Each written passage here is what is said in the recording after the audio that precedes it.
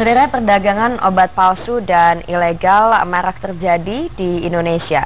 Dan obat-obat tersebut tidak hanya mencakup obat penambah vitalitas, namun juga obat malaria, diabetes, dan antibiotik.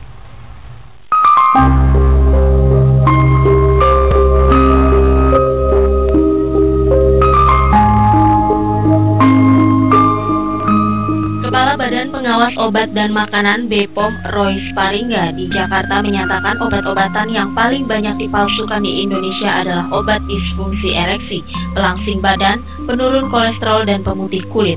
Selain itu, obat yang seharusnya dibeli berdasarkan resep dokter juga dipalsukan dan dijual di warung-warung. Ini terbukti dalam operasi Storm yang dilakukan Satuan Tugas Pemberantasan Obat dan Makanan Ilegal BPOM di Jayapura, Kupang, Ambon, dan Jakarta.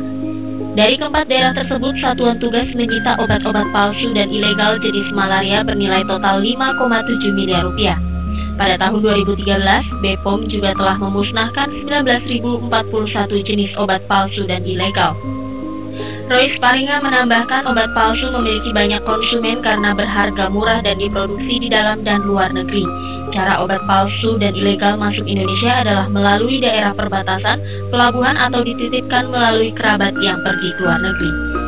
Buat kami, produk obat, ini makanan, obat, kosmetik ilegal, termasuk palsu, ini masalah. Ya. Satu, dari sisi dia tidak bayar pajak. Ya. Satu, tetapi buat kami Badan POM, lebih dari itu. Maknanya adalah ini terkait dengan resiko kalau konsumen publik mengkonsumsi produk yang beresiko. Produk palsu jelas beresiko, ilegal tidak tahu jelas dari mana.